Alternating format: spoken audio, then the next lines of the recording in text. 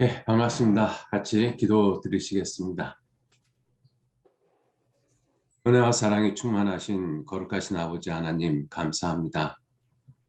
하나님의 귀하신 사랑으로 저희들 구원해 주시고 거룩하신 주님의 몸된 교회 안에 우리의 남은 생에 살아가도록 붙잡아 주시고 또 지켜 주시고 가르쳐 주시는 모든 은혜를 진심으로 감사를 드립니다. 하루하루 시간이 지나갈수록 주님 오실 때가 가까워 오고 있음을 저희들 더 분명하게 마음 가운데 각인시켜 주시고 주님을 만날 준비를 하는 그 귀한 삶을 살아가도록 우리 모두 일깨워 주시고 인도해 주옵소서.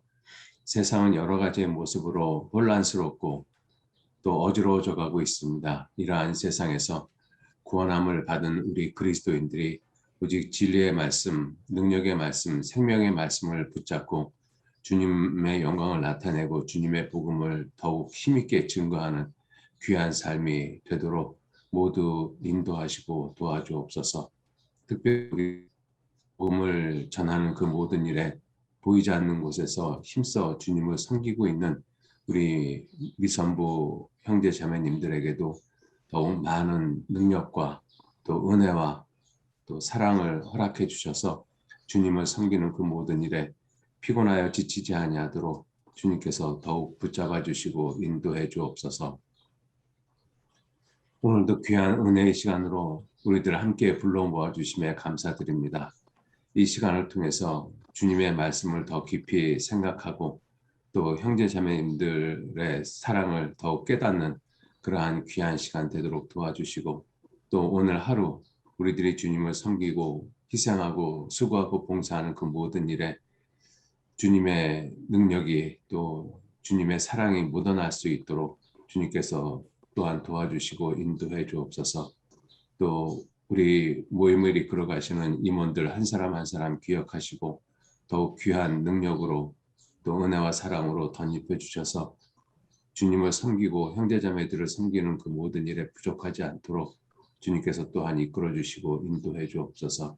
이 시간도 온전히 주 성령님께만 의지하고 부탁합니다. 마치는 시간까지 함께 하시고 도와주옵소서. 감사드리면서 우리를 구원하시고 지켜주시는 예수님 이름으로 기도 올렸습니다. 아멘. 네, 우리 이사야서 40장 찾겠습니다. 이사야 40장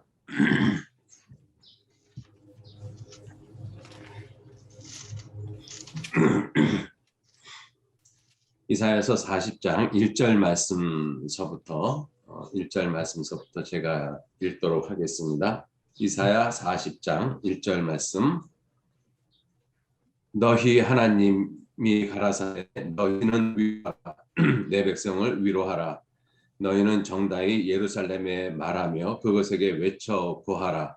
그 복역의 때가 끝났고 그 죄악의 사함을 입었느니라.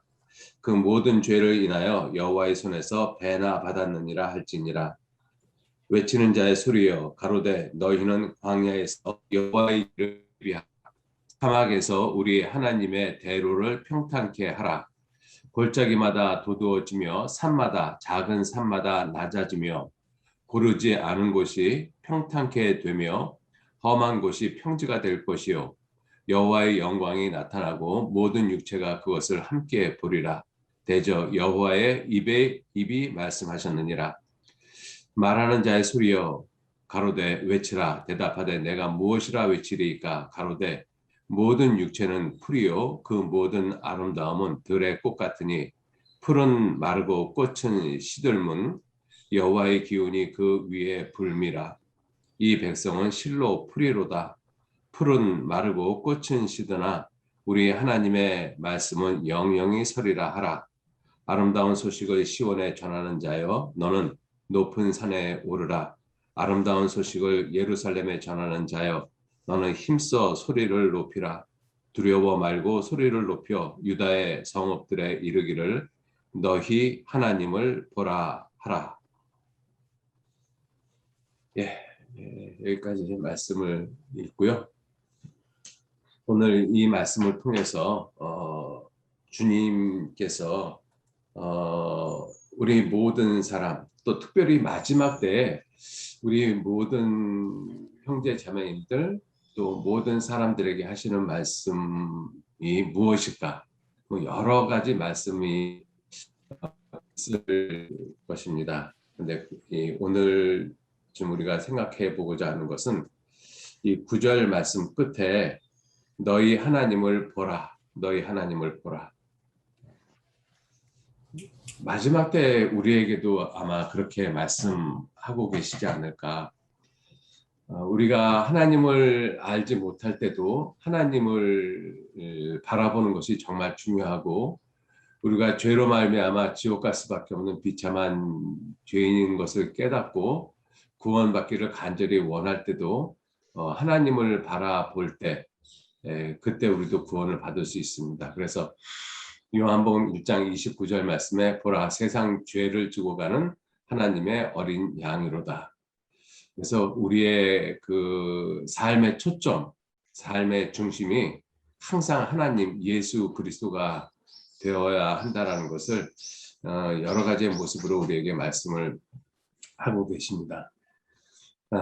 성경을 읽어보면 성경이 우리가 잘 알고 있는 대로 구약과 신약으로 나눠져 있습니다. 그리고 구약 성경이 39권, 신약 성경이 27권. 근데 구약 성경의 그 내용은 주로 아버지 하나님, 여호와 하나님께서 말씀하시는 그 내용이 중심이 되어져 있습니다. 물론 구약 성경에서도 하나님의 은혜, 사랑, 그러한 모습들이 기록이 되어져 있습니다. 그런데 주로 두드러지게 기록되어져 있는, 표현되어져 있는 모습이 하나님의 공의의 모습, 죄에 대한 심판의 모습, 이러한 모습이 아주 두드러져 있죠. 특별히 이스라엘 민족의 역사가 구약 성경이기 때문에 이스라엘 민족의 역사가 하나님의 은혜를 입고 살아간 그러한 시대보다는 하나님께 징벌을 받은 그러한 모습들이 훨씬 더 많습니다. 그래서 하나님께서 이스라엘 백성들을 돌이키게 하기 위해서 여러 가지 모습으로 징벌하시고 징계하시고 또 멸망시키시고, 근데 궁극적으로는 또 다시 회복을 시키시잖아요. 그래서 구약 성경의 내용을 얼핏 읽어보면 무서움의 하나님, 이 공의의 하나님, 이런 모습만 크게 부각되어져 있는 것처럼 보이는데, 실제 이스라엘 백성들을 그렇게 무서운 모습으로 징계하시고 다스려 가시는 가장 근본적인 이유가 무엇일까? 하나님의 사랑입니다. 사랑이 아니면 그렇게 할 이유가 없죠. 우리들이 자식을 키워보면 내 자식인 경우 잘못했을 경우 아주 엄하게 징계를 하잖아요. 미워서 그러는 것이 아니라 내 자식이기 때문에, 사랑하기 때문에 그렇게 합니다. 남의 자식은 그렇게 안 하죠. 마찬가지로 이스라엘 백성들을 하나님이 그렇게 엄히 징계하시고 다스려 가시는 이유는 사랑하시기 때문에 그렇습니다. 그런데 그 이스라엘 민족의 모습은 우리 모든 사람의 하나의 축소판이고 그림자의 모습인 것입니다. 하나님이 이스라엘 민족만 그렇게 사랑하신 것이 아니라 모든 민족 가운데서 이스라엘 민족을 특별히 선택을 해서 그 민족에게 하나님의 사랑과 공의가 어떠한 것인지를 대표적으로 표본적으로 보여준 것이잖아요. 그래서 로마서 15장 4절 말씀에 전에 기록한 모든 것은, 전에 기록한 것은 구약 성경을 가리키잖아요. 우리의 교훈을 위해서 기록되어졌다. 그래서 이스라엘 민족의 역사, 특히 구약의 역사는 우리 모든 사람들을 위해서 기록되어져 있는 말씀입니다. 자, 그러한 구약 성경이 39권으로 되어져 있잖아요. 그리고 40번째 책이 신약 성경 마태복음입니다. 그래서 구약 성경은 39번째 말라기로 끝나고 40번째 책이 복음서인 마태복음으로 신약 성경이 시작이 되어지죠. 그리고 66번째 책이 요한계시록으로 끝이 납니다. 그런데 이사야 성경이 66장으로 되어져 있거든요. 이사야 성경도 놀랍게도 66장인데 크게 두 부분으로 나눠집니다. 1장서부터 39장까지, 그리고 40장서부터 66장까지. 어떻게 보면 성경의 축소판이라고도 이렇게 볼 수가 있거든요. 그래서 39장까지는 하나님께서 이스라엘 백성들을 징벌하시고 징계하시는 그러한 모습이 두드러지게 많이 나타납니다. 그런데 40장서부터는 40장 1절 말씀이 어떻게 시작이 돼요? 너희는 위로하라. 내 백성을 위로하라. 위로하라는 말씀으로부터 시작이 되어집니다. 그리고 42장에 여호와의 종 예수 그리스도에 대한 예언이 계속 이어지고 있죠. 자, 이러한 모습을 보면서 이 이사야서 40장은 마치 이 복음서의 첫 시작 부분인 것처럼 느껴집니다. 왜냐하면 이 너희는 너희 백성을 내 백성을 위로하라 이 말씀으로 시작이 되고 있지 않습니까? 우리 모든 사람을 위로할 수 있는 그 가장 근본적인 그 위로, 근본적인 그 내용이 무엇일까? 구원입니다. 뭐 우리가 누누이 들었지만 왜 그런가 하면 우리 모든 사람은 아담 안에서 태어난 죄인이기 때문에 그렇습니다. 그래서 하나님의 말씀을 계속 순종하지 못하고 그렇게 살아갈 수밖에 없죠. 그래서 하나님께서 이스라엘 백성들을 징계하시고 또 이 구원받지 못한 우리 모든 사람들의 삶을 이 고난으로 어려움으로 이끌어 가시고 계시잖아요. 그래서 전도서 1장 13절 말씀에도 솔로몬이 내가 마음을 다하여 또 하나님이 주신 지혜를 다하여 인생을 연구하고 공부하고 살펴본 적 이는 괴로운 것이니 하나님이 인생들에게 수고하게 하신 것이라 이렇게 말씀하시잖아요. 우리 모든 사람은 구원받지 못한 모든 사람의 삶은 결코 행복이 없습니다. 웃음이 없죠. 진실되는 웃음이 없죠. 그 이유가 무엇이냐면 하나님이 인생들에게 수고하게 하신 것이라고 말씀을 하고 계시거든요. 왜냐하면 그 수고를 하게 하신 것이 목적이 아니라 우리를 궁극적으로 위로하게 하기 위해서. 근데 위로를 받아야 되는 우리 모든 죄인이 내가 왜 위로를 받아야 되는 사람이며 내가 왜 죄인이며 내가 왜 지옥에 가는지 전혀 알지 못하고 살아가고 있잖아요. 그래서 성경을 통해서 하나님은 그것을 우리에게 여러 가지의 모습으로 많이 말씀을 하고 계십니다. 그래서 성경을 배우다가 보면 내가 정말 죄인이구나. 우리 모든 사람은 사실 성경이 없어도 죄인이라는 사실을 깨닫잖아요. 그런데 그 죄인이라는 사실을 더욱더 분명하게 깨우쳐 주시는 말씀이 성경 말씀입니다. 그래서 성경 말씀을 배우면서 내가 그냥 막연하게 죄인이라고 생각했는데 정말 죄인이구나. 이 정도는 괜찮다라고 생각을 했는데 예를 들면 거짓말하는 것, 뭐 그 정도야 뭐 살아가면서 얼마든지 그럴 수 있지. 다들 그렇게 사는데 그게 뭐 큰 죄일까? 내가 거짓말을 죽이고 멸망시키고 그러한 모습이 아닌 다음에는 뭐 살아가면서 적당히 유익한 거짓말도 하고 뭐 그게 인생이겠지라고 생각을 하면 살아왔는데 성경을 배우다 보면 모든 거짓말하는 자라고 말씀을 하고 계시잖아요. 그러면서 내가 생각했던 죄에 대한 생각이 틀렸다라는 것을 조금씩 알아가면서 내가 정말 하나님 앞에 많은 죄를 짓고 살았구나. 그러한 죄를 짓게 된 가장 근본적인 원인이 아담의 죄가 내게 있구나. 이 원죄가 내게 있다라는 것을 깨닫는 것이죠. 죄성이 내게 있다라는 것을. 그리고 이 말씀을 배우는 가운데 정말 내가 하나님 앞에 많은 죄를 짓고 살아왔구나라는 것을 깨닫잖아요. 그것이 깨달아지면 마음이 정말 불편합니다. 말씀을 통해서 내가 지옥 갈 수밖에 없는 죄인이라는 사실을 깨달으면 사실은 그 마음이 얼마나 불편하겠어요. 예를 들어서 우리가 세상에서도 도덕적이고 윤리적이고 형사적인 죄를 짓지 않는 사람은 그냥 이 사회에서 편안하잖아요. 근데 도둑놈은 도둑질 해가지고 한 그 순간서부터 마음이 절대로 편하지 않습니다. 내가 언제 경찰한테 잡히지? 경찰이 자기하고 상관없이 자기 옆을 지나치기만 해도 가슴이 두근두근하고 늘 불안하잖아요. 그런 불안한 사람에게 네 도둑질한 죄 다 용서됐다라고 이야기를 하면 얼마나 마음이 편하겠어요. 그거와 마찬가지죠. 그래서 우리 모든 사람은 이 죄인이라는 사실을 하나님이 깨닫게 하시고 그걸 깨닫게 함으로써 궁극적으로 우리에게 참 평안, 영원한 위로를 주시길 원하십니다. 그래서 데살로니가 후서 2장 6절 말씀에도 하나님의 사랑, 영원한 위로, 좋은 소망을 은혜로 주신 하나님 우리 아버지께 이렇게 말씀하시잖아요. 영원한 위로를 주십니다. 그 영원한 위로가 그냥 주어지는 것이 아니잖아요. 우리가 지은 죄가 용서가 되어져야지만, 그리고 그 용서되어진 것이 내 마음에 믿어져야지만 사실은 영원한 위로가 주어집니다. 이사야서 43장을 잠깐 좀 보시죠. 이사야 43장.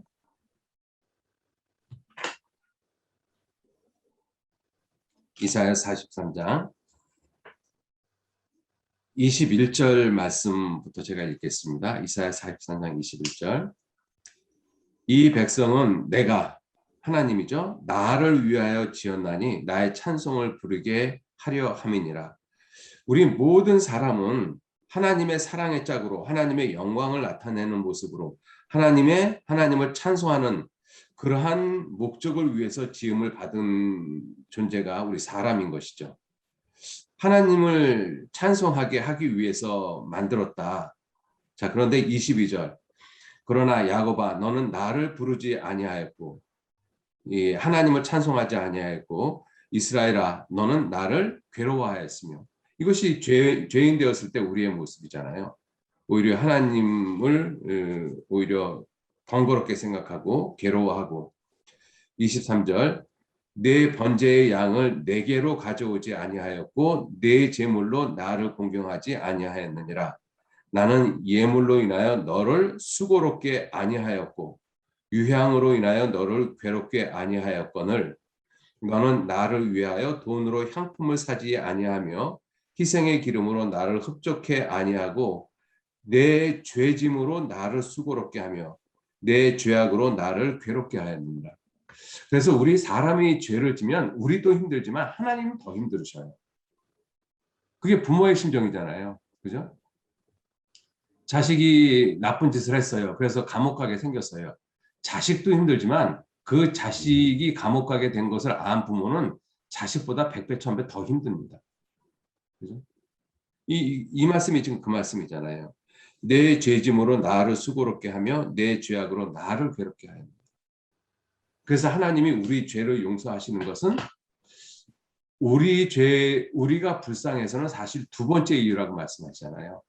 왜? 그 이유가 그 25절 말씀이잖아요. 그 밑에. 나 곧 나는 나를 위하여 내 허물을 도말하는 자니 내 죄를 기억지 아니하리라. 왜냐하면 우리의 죄가 하나님을 수고롭게 하고 하나님을 힘들게 하고 하나님을 슬프게 했거든요. 근데 하나님은 자신이 힘들고 수고롭고 괴로운 것을 견디지 못하십니다. 그래서 하나님은 하나님 자신을 위해서 우리의 모든 죄를 갖다가 영원히 용서해 주시는 거예요. 그래서 하나님 자신의 평강을 위해서 죄를 없이 하시는 것이기 때문에 우리의 죄를 조금도 남기지 않고 완전하게 용서하시는 것이죠. 그래서 영원한 속죄인 것입니다. 그죠? 만약에 하나님이 자기를 위해서 하지 않으셨다면 우리의 죄를 조금 남겨둬도 크게 문제가 안 돼요. 근데 하나님이 자신을 위해서 우리의 죄를 용서하시는 것이기 때문에 완전하게 하실 수밖에 없습니다. 그죠? 그래서 나는 나를 위하여 내 허물을 도말하는 자니 내 죄를 기억지 아니하리라. 그 일을 하시기 위해서 하나님은 자기 아들 예수 그리스도 독생자를 이 땅에 보내셨습니다. 그리고 예수님께서는 기꺼이 이 땅에 오셔서 우리의 모든 죄를 다 담당하시고 십자가에 돌아가셔서 우리의 죄를 영원히 용서하시는 구원을 완성하셨죠. 그렇기 때문에 우리한테 하시는 말씀이 뭐예요? 내 백성을 위로하라. 그죠? 지옥 갈 수밖에 없는 죄인들에게 최고의 위로입니다. 최고의 위로. 그죠?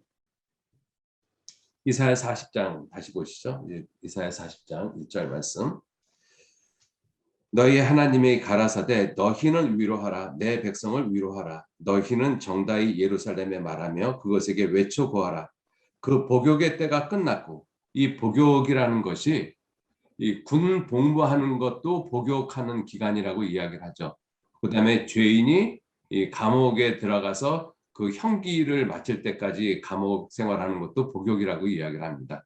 또는 전쟁의 기간, 전쟁의 기간도 복역이라고 이야기를 하거든요. 그 복역의 때가 끝났고 그 죄악의 사함을 입었느니라.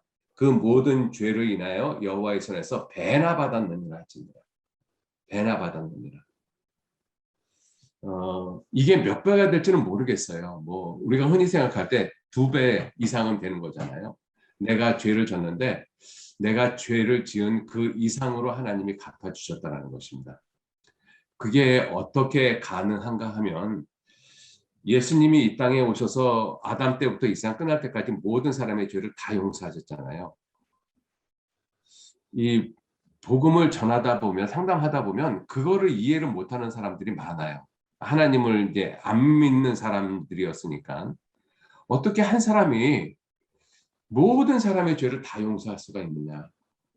그게 잘 이해가 안 되어진대요. 뿐만 아니라 자기 2000년 전에 돌아가신 그 분이 어떻게 자기 지금의 자기 죄를 지나간 죄까지는 또 이해가 되어지는데 내가 앞으로 살아가면서 무슨 죄를 질지 나도 모르는데 그 죄를 어떻게 용서하시냐고. 그게 좀 이해가 안 된다라고 이야기하시는 분들이 계십니다. 근데 생각을 해보면 예수님하고 우리하고는 가치가 틀려요. 그 빌립보서 3장 6절 7절 말씀에 내 주 예수 그리스도를 아는 지식이 가장 고상함을 인함이니 이렇게 말씀하시잖아요. 그 고상하다라는 그 단어가 영어로는 이제 excellent를 쓰기도 하고 infinity 무한 또는 absolutely 절대적인 이러한 의미를 가지고 있습니다. 예수님을 아는 지식이 무한하고 절대적인 가치를 가지고 있다. 그러면 예수님 자체는 얼마만한 가치를 가지고 있겠습니까? 상상할 수 없는 우리 인간의 지식으로는 상상할 수 없는 가치를 가지고 계신 분이 예수님이셔요. 왜? 그분이 세상을 창조하신 분이시고 그분을 통해서 그분을 위해서 이 세상이 존재하고 있기 때문에 그렇습니다. 그러니까 예수님의 가치는 우리 인간으로서는 가늠할 수가 없는 거예요. 그 예수님 한 사람의 가치하고 아담 때부터 이 세상 끝날 때까지 모든 인류를 다 합쳐도 비교가 되어지지 않는 가치를 가지고 계신 분이 예수님이십니다.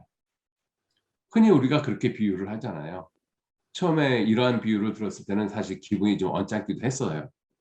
뭐냐면 사람 하나하고 이 사람 중에서도 아주 망나니들 있잖아요. 그러한 사람 하나하고 구더기 수천억 마리하고 비교를 하면 비교가 되겠느냐? 당연히 비교가 안 되죠. 그죠? 아무리 사람이 망나니라 할지라도 구더기 수천억 마리하고는 비교가 되어지지 않습니다. 구더기가 무한대로 있다고 해도 사람하고는 비교가 안 되어지잖아요. 그 모습이 예수님하고 그러니까 예수님은 아담 때부터 이 세상 끝날 때까지 모든 사람의 죄를 그리고 내 평생의 죄를 다 용서하실 수 있는 그 가치를 가지고 계신 분이 예수님이시죠. 그래서 예수님께서 그 모든 죄를 인해서 여호와의 손에서 배나 받았느니라. 예수님께서 그 일을 하셨거든요. 자, 그러면서 우리에게 여러 가지의 모습으로 위로의 말씀을 하십니다. 우리의 인생의 모습이 이 광야의 모습. 그래서 이스라엘 백성들이 홍해를 건너서 광야 40년의 생활을 한 모습을 우리 인생의 모습의 축소판이라고 이야기하잖아요. 실제 우리는 구원받고 지금 광야의 길을 걸어가고 있는 것이죠. 그 길이 또 사막길이라고 말씀을 하고 있거든요. 그리고 골짜기라고 말씀하고 있고 높은 산과 낮은 산 그리고 고르지 않는 것 험한 곳이라고 말씀을 하고 있어요. 인생의 모습은 이렇게 6가지의 모습을 표현하고 있습니다. 광야, 사막, 골짜기, 높은 산, 낮은 산, 그 다음에 고르지 않은 곳, 험한 곳. 이 험한 곳을 평탄케 평지를 만들고 고르지 않은 것을 평탄케 만들고, 그죠? 높은 산을 낮아지게 만들고 골짜기를 메우시고 사막에 강이 나게 하시고 광야에서 불기둥과 구름기둥 만나를 통해서 반석에서 물을 내시면서 우리를 이끌어가고 계시잖아요. 그러니까 위로하고 계시다라고 말씀하고 계십니다. 그죠? 9시 50분. 자, 그래서 그렇게 우리의 인생을 그러한 모습으로 이끌어 가시는 그 모습이 하나님의 영광이라고 말씀하고 계시거든요. 근데 실제로 우리가 이 세상을 구원을 받고 우리가 이 세상을 살아가는 모습을 봐도 이 말씀이 사실은 나한테 크게 와닿지는 않아요. 왜냐하면 구원을 받고 내가 지금 이 세상을 살아가는 모습이 아직도 험한 곳이고 그다음에 이 고르지 않은 울퉁불퉁한 길이고 때로는 계곡도 있고 내 앞에 높은 산도 있고 때로는 사막길도 걷고 이러한 모습이 있잖아요. 근데 이러한 모습에 분명히 이러한 그러한 그 험한 그러한 길들을 평탄하게 해 주신다라고 했는데 근데 내 인생을 걸어가는 모습을 보면 그런 것 같지가 않아서 우리가 사실 위로가 크게 되어지지 않습니다. 근데 한번 생각을 해보면 여기서 이제 길을 한번 생각을 해보죠. 고르지 않은 길을 평탄케 한다라고 말씀하셨잖아요. 우리나라는 지금 이 그 세계에서 도로 포장률 세계 제 1위의 국가가 우리나라입니다. 우리나라는 진짜 이 도로가 너무나 잘 되어져 있잖아요. 그래서 운전하고 어디를 가도 정말 편안하게 운전을 하고 갑니다. 그런데 이 비가 와가지고 아스팔트가 이렇게 좀 움푹 패인 곳이 있어가지고 차가 그대로 툭 지나가면 덜컹거리잖아요. 그럼 우리는 그거 한 번 덜컹된 거 가지고 아 무슨 도로가 이래 이렇게 불평을 할 수도 있거든요. 그런데 이 못 사는 나라에 가서 선교를 할 때 보면 차를 타고 움직이지 않습니까? 도로 포장이 이 주 고속도로 외에는 거의 포장이 안 된 비포장 도로들이 거의 대부분입니다. 그런데 비포장 도로에 울퉁불퉁한 길 차 타고 가면은요. 특히 자매님들은 정신을 못 차려요. 금세 토하고 막 그럽니다. 한번 그런 길 가보셨나요? 그죠? 그러니 아유 내 이 길을 어떻게 이 차를 타고 가지? 그래서 운전하는 사람한테 좀 천천히 가라고 이야기를 해요. 너무너무 울퉁불퉁거리니까. 그런데 그런 차를 타고 가는데 아이들은 되게 재밌어합니다. 아이들은 엄마 무릎에 앉아가지고요. 되게 좋아해요. 말 타는 것처럼. 그죠? 그거를 가만히 한번 생각을 해봤어요. 아, 주님 오실 때까지 이 세상은 아직도 내가 걸어가는 길은 이 고르지 않은 길인데 주님이 나를 안고 무릎에 앉혀놓고 나를 나와 함께 가신다라면 나는 주님의 무릎 위에서 정말 재밌게 즐기면서 갈 수 있거든요. 울퉁불퉁한 길을. 그죠? 어린아이가 어머니 무릎에 앉아가지고 재밌게 놀듯이. 엄마는 죽겠지만 아이는 재밌다고 깔깔거리고 웃잖아요. 그죠? 이스라엘 백성들을 하나님이 그렇게 위로하셨습니다. 광야 40년 길을 하나님 뭐라고 말씀하셨는가 하면 내가 너희를 안고 건넜다라고 말씀하셨어요. 사실 지금도 주님이 우리를 안고 건너가고 계시고 있거든요. 근데 우리는 그걸 모르는 거예요. 그걸 깨달으라고 말씀하시는 것입니다. 그래서 하시는 말씀이 무엇이냐면 하나님을 바라보라. 하나님을 바라보라.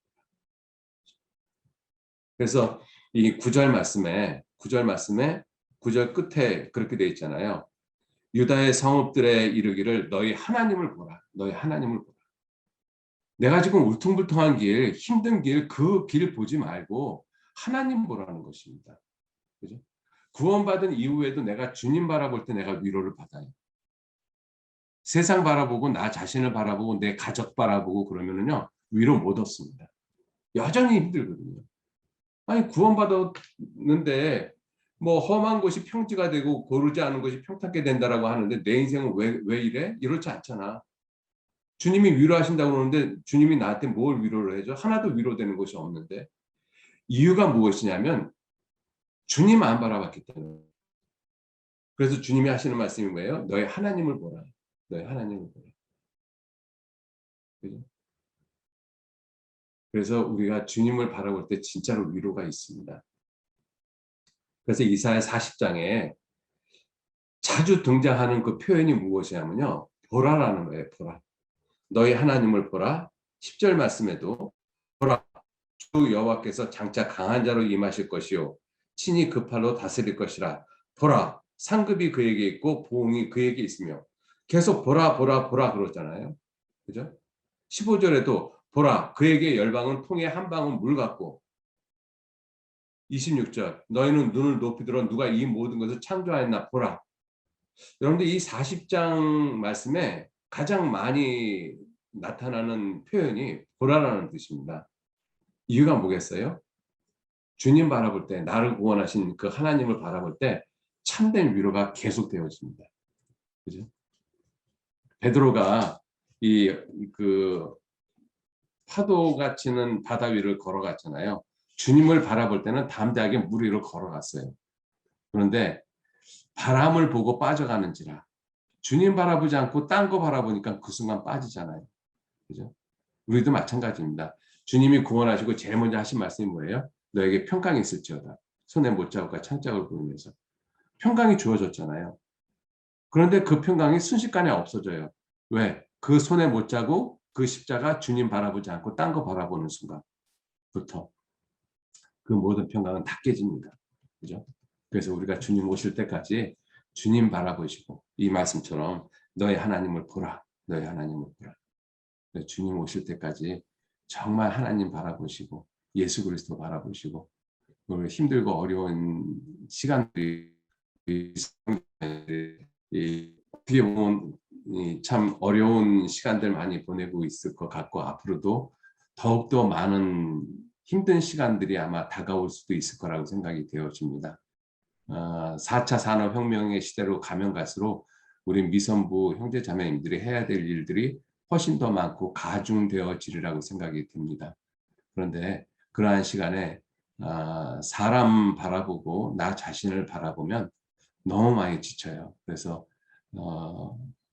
이 말씀대로 너희 하나님을 바라보라. 그 말씀 마음에 좀 깊이 새기면서 늘 주님 앞에 위로받으시는 그러한 시간들. 그래서 주님의 위로가 내게 충만히 채워지면 정말 우리는 주님을 위해서 죽기까지 할 수 있잖아요. 그죠? 그래서 오늘 하루도 주님의 은혜 가운데 주님의 말씀으로 귀하게 위로받는 시간 되시길 바라겠습니다. 고맙습니다. 여기까지 말씀드리겠습니다.